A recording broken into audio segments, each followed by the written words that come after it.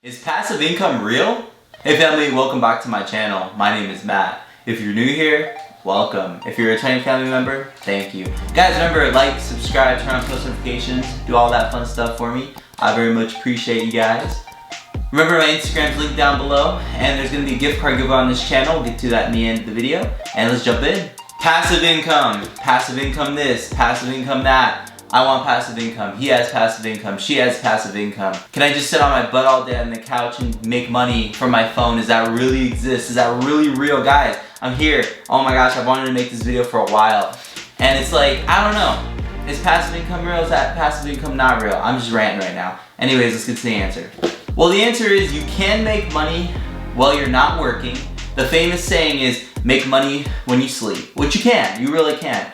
But it takes a lot of time, effort, determination, willpower, and work to get there. So we're gonna go through it today. Let's jump in.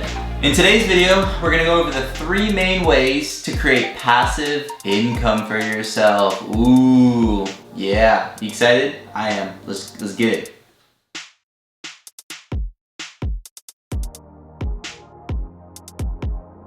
Alright guys, first way is through the good old real estate game.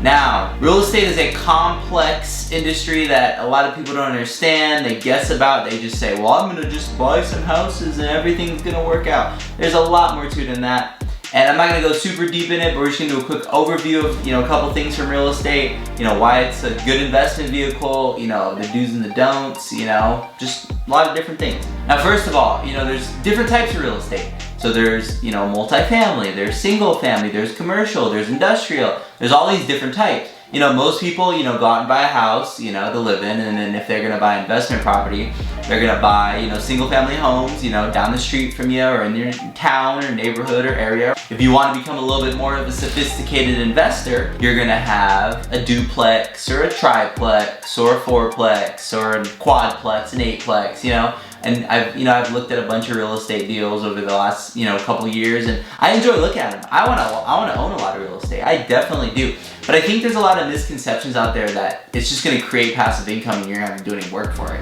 That is like farthest from the truth. Now, first of all, when you buy a piece of real estate, you understand you have to manage it, right? Unless you wanna pay somebody to manage it, which is cool, you can do that, but then that takes away from your profit margin.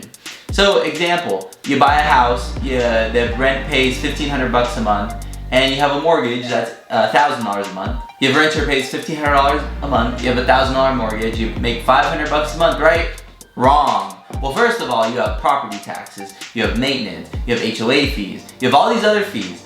So really, you don't make that much. You make like $300 a month because you gotta pay, and then you gotta pay for landscaping, and then what if something breaks, or what if the AC breaks, or whatever. So it's not as cash cow as you think it is. You have to own quite a few pieces of rental real estate to actually make a solid income from it. So if you only own 1 house or 5 houses, you're probably still gonna have to work, you're probably still gonna have to do other things for money, because 5 houses is not gonna just make you, oh, I'm just super rich, you know what I mean? Because think about it, in our example, if your net profit on a 1 house is $300 a month times 5, 300 times 5 is a whopping grand total of $1,500 a month. So if you have 5 rental properties, each netting you $300 a month after mortgage and expenses, you have $1,500 a month coming in. So that's not that much. And if you have 5 rental properties at these skyrocket prices, is it worth putting all that money in there to then make $1,500 a month? Not really. But let's say if you owned 5 rental properties free and clear, well, the equation would change because then you'd have no mortgage. So in the hypothetical situation that I made up, it was $1,500 a month rent, right? And then you have $300 a month in fees, so you have $1,200 a month. Now $1,200 a month times 5 is a lot more substantial. $1,200 a month times 5 is $6,000 a month. So that is that is a goal. I just created that goal. If you wanted to own 5 rental properties free and clear, and let's say $1,500 a month each, and then after expenses, you'd make about $6,000 net, right? That's good. Net profit, $6,000 a month. That's more reasonable to live on than $1,500 a month, right? So $6,000. But if you wanted to get to that point, it would take a long time to get there. You're not just gonna buy 5 rental properties, boopity-boppity-boop, I have 5 rental properties. No, that's not how it works. That's not how life goes. So it just takes time, it takes patience, it takes, slow and steady wins the race. It could take, 20 years to get 5 rental properties that are all paid for. It takes a long time.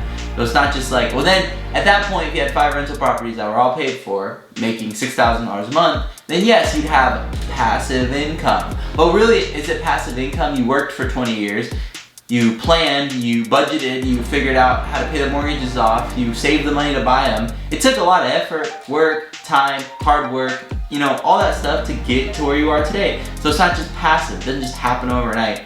So real estate, definitely you can make income from it, but you gotta make sure you have the right management company, you have management fees and all that stuff. And it takes a long time to accumulate enough property for you to actually live on. So first one's real estate. Second type of passive income is the stock market.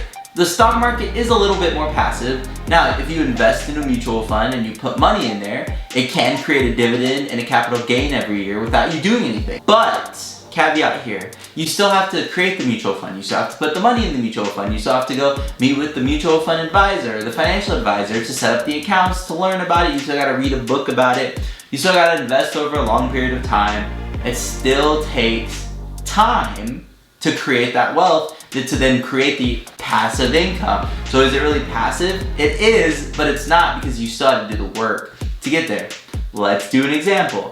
Let's say you have $500,000 in the stock market, in mutual funds, and it makes 10% per year. Now, 10% of $500,000 is $50,000. So if you could live off $50,000 a year, you could have that much money coming in every year, which then therefore you'd have $50,000 a year to live on. But you still have to make sure you're managing the account, making sure you put more money in there, making sure it grows, making sure you invest in the right things. So it's passive to a point. That's my point. Get it? Yeah, so, the stock market can be passive, but it takes a lot of time to get there. And think about it, it's gonna take a long time for you to get to $500,000 invested, so then therefore you'd have an income. And then if you had a dividend off that $500,000, let's say of 2 or 3%, that's additional income that you can live off of.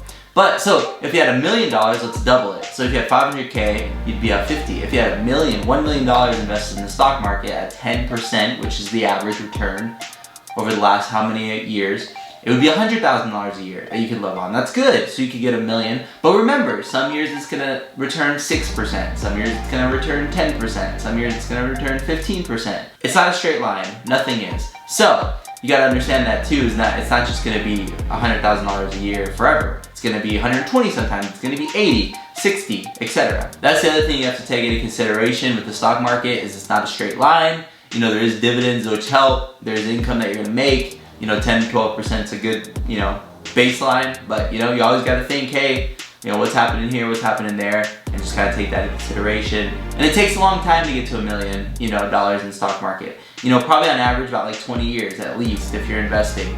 10 to 20. If you're investing a lot, 10 years. If you're investing a good amount, 20 years. So it's 20 years for you to get to, $1 million, and then 20 to 30 years to get to $2 or $3 or $4 million. But if you do that, it gets better, because if you had $2 million in the stock market, you'd have $200,000 a year to live on average year. $3 million would be $300K, $4 million, $400K, $5 million, $500K, etc. Then it's very reasonable, in a 30-year, 40-year lifetime, to get between $1 and $5 million in the stock market if you're investing consistently over a long term, and you're planning, you're doing dividends, and you're reinvesting, and all that fun stuff. All that to say though, the stock market is kind of passive. It kind of is passive, but you still gotta work. You still gotta put the money, you still gotta learn, you still gotta get an advisor, you still gotta read a book. There's stuff you gotta do. And even once you get to that $1 million to $4 million range or $5 million range, you have $2 million in there, you still gotta manage it. It's not just free for all, it's still your money. You still gotta manage it, okay? Seriously, it's not passive. It is passive to a point, but you still gotta put the work in. You always gotta put the work in no matter what it is. Nothing's truly passive. Now, number 3 is a business. All right, I love business. I'm when I create my own business, YouTube's a business, and everything I want to do, goes back to business. In business, there's levels to businesses, right? So the first level is you own your job. So that means if you stop working for one day, the business doesn't make any money. The job doesn't make any money, right? Now, once you start getting in team members and you start growing this thing, then you can take a day off and the business still runs, right? So that's the difference between owning your job and owning a business. Is the business Owning your job just means you own it, like you own the thing you're doing, you're self-employed. Then owning a business is if you had 5 employees. So when you went on vacation to Cabo this summer, the business still runs, right? That's the difference, and you can still make money. So technically, you could make money while you're doing something else in a business. But again, it takes years to get there. It takes 5, 10, 15, 20 years before you can do that. You can say, okay, I'm just gonna leave the business and it's gonna run. You get to that point after a long time in business. You don't just get there on day one, because you gotta own your job, and you gotta get your first hire, then you have 10 team members and 20 team members, and etc. Now, other thing, quick thing. Employee versus team member. Employee kind of sounds degrading. I prefer team member because it sounds like you care about the person more, you enjoy having them on your team, etc. So try to always say team member when you're talking in business terms, because it'll just make people feel better. And it's more of a family like that. So, little side note, just say it. Yeah, so businesses can be passive as well, but it takes a long time for them too. It takes a long time. It doesn't just happen overnight. It's gonna take 10 years, 10 to 20 years, 5 years at the minimum, 5 to 20 years before you can say, oh, I have a passive income business. But also, the other thing is, usually people want to sell when they retire, so they'll create a business, it'll get to that point, and then, after a long time, they'll want to retire, they'll sell it, and then somebody else will run it, and, go from there. So business is kind of the least passive of all three, but none of them are really passive at all. That life's not about passive, it's about being active, okay? Just take that, clip that. It's true. But yeah, so business is not passive either, but you can get it to a point where you can go for a week to Cabo or Italy and say, hey, they're running my business for me, so that's cool. You have team members that are running it back home. So that's what the definition of a passive business would be, is if you get it to that point, but it takes a long time. So guys, those are all three. We have real estate at number 1, we got number 2, the stock market, and number 3, a business. Those are the really only 3 ways that you can have passive income. But like I said, they're not all really that passive, because you gotta put the work in, you gotta put the money, the time, the effort, the blood, the sweat, the tears to get to that point. Alright guys, remember, $100 Visa gift card giveaway on this channel. Remember to like, subscribe, turn on post notifications, do all that fun stuff for me. At 1,000 family members, we are going to do a gift card giveaway of $100 Visa. At this point, we'll see where we're at. This video is coming out in the future, so you already know. And yeah. Alright guys, that's all for today's video. Remember to continually work to become the best version of yourself. We'll see you guys in the next one. Peace!